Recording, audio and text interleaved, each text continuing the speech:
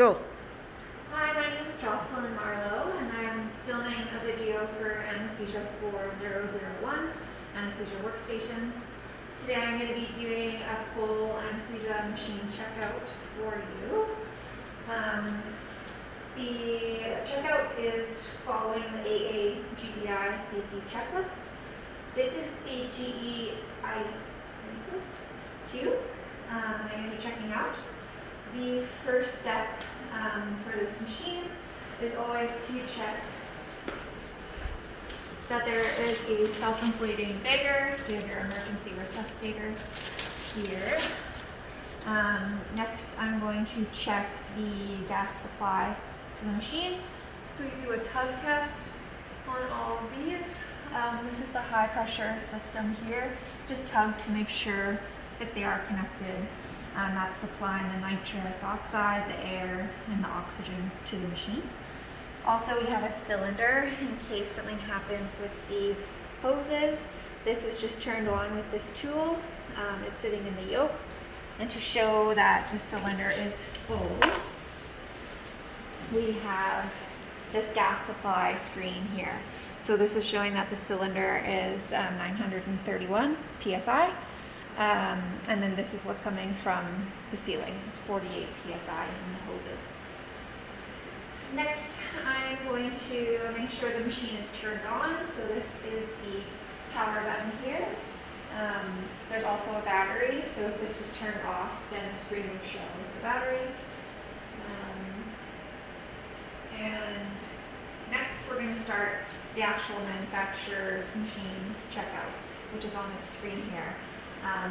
This is the actual anesthetic screen. This is the checkout screen here. We're going to start with a low pressure leak test. So what we're going to do is actually plug the inspiratory port and then let it run a test.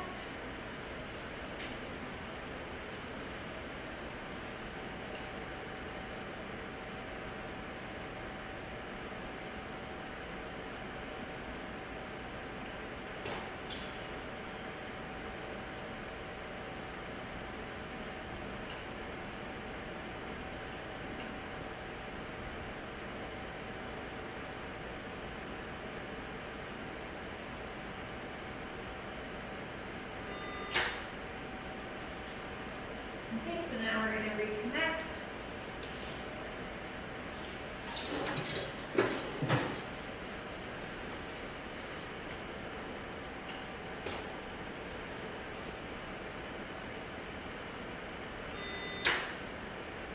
Okay, so now we know that low pressure leak test passed.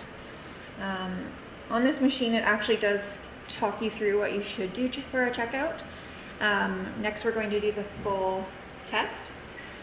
So the first part of that is switching the switch here to the ventilator option. So I'm going to do that, and then to open the patient Y, but also at the same time test the inspiratory and expiratory valves. I'm just going to pop out this here.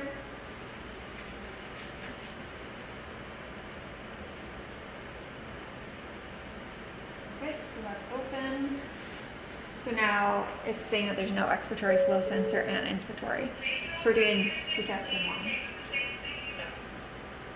I'm going to start that.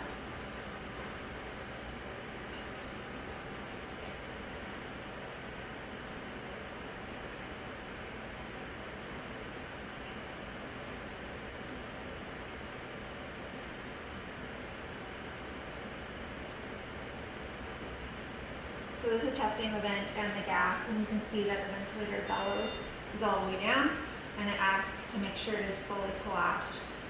Now I'm going to close this again.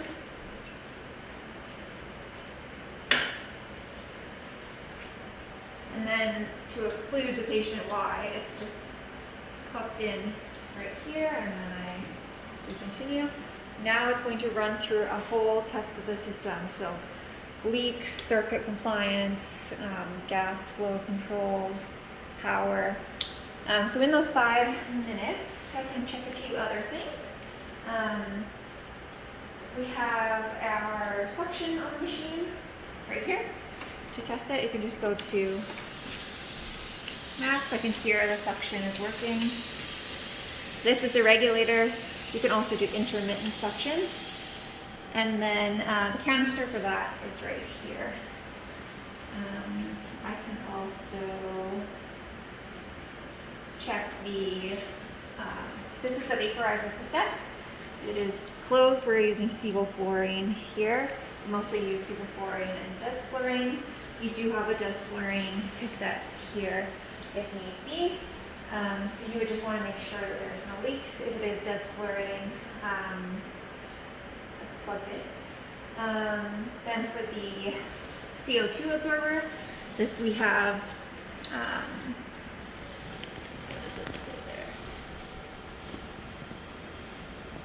there? Low flow absorb, that's what they use. And you just want to make sure that it's not fully exhausted. So right here we have the purple color. If it was all purple, you'd know that it was exhausted and that it needs to be changed. You would normally do a 2-bag test as well to check that there's no leaks in the circuit, but actually with this manufacturer's check, it is going to check that for us in a second here. We also want to make sure our scavenging is all set up appropriately. You can see the pink hose going up. That is the scavenging system. And then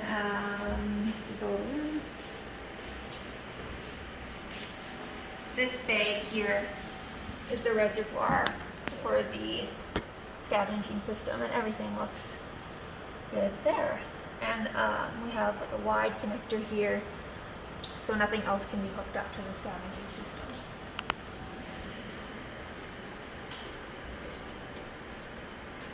We also have our monitors. So this is the anesthetic machine screen, but this is the monitor system. We have all our monitors hanging here for the patient. This is where we can select type of patient, age, ideal body weight, and then we have like non-invasive blood pressure, heart rate, SATs, CO2, and then this will show your MAP and your O2 there.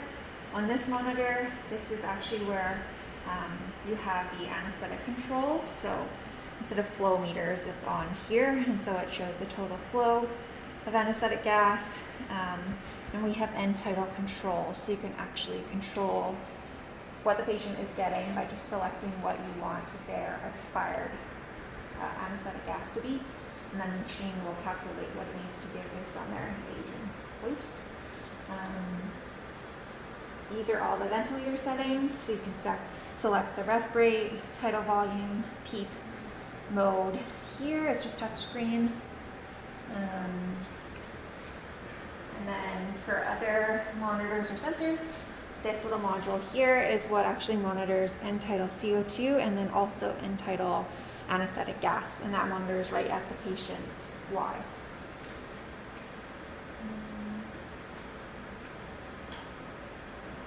Other than that, we have our O2 flush control here if you want to flush the system with oxygen. And then in these drawers, we just have miscellaneous equipment. So different sizes of blood pressure cuffs, suction.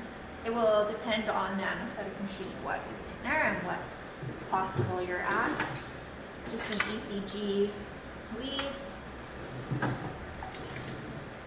More suction, HMEs, oxygen therapy. And then we have this computer here. You can do your charting, blood work, things like that. And then typically right here you have a part of your airway equipment in it. And then outside the OR we have difficult airway equipment. So now we're just going to wait for this test to be done. We only have about 45 seconds left.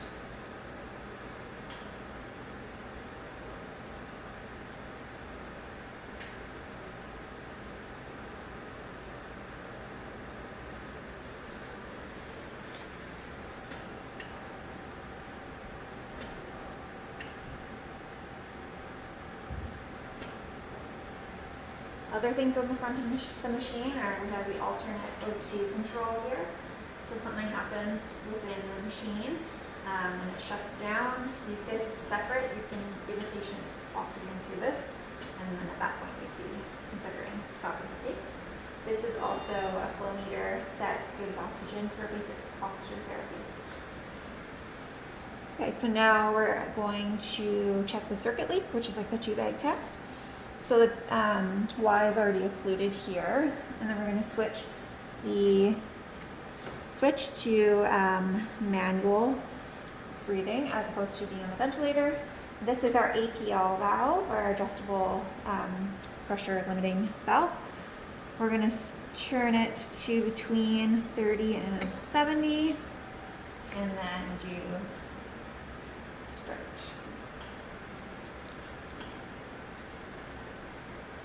So it's just filling up the circuit with pressure, and then it's going to measure the leak.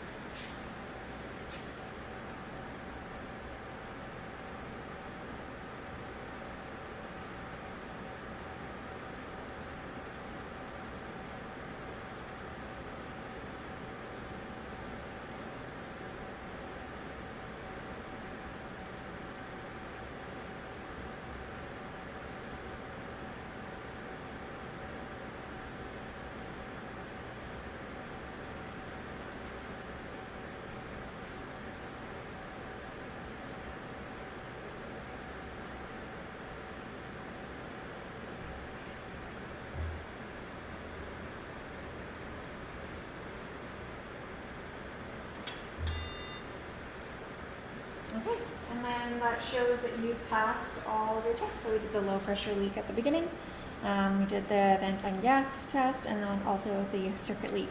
And then it just reminds you again, make sure you check your drugs, suction, manual resuscitation equipment, which we did, intubation equipment,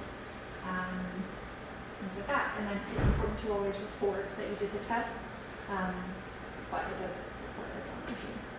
And that was it. Thank you.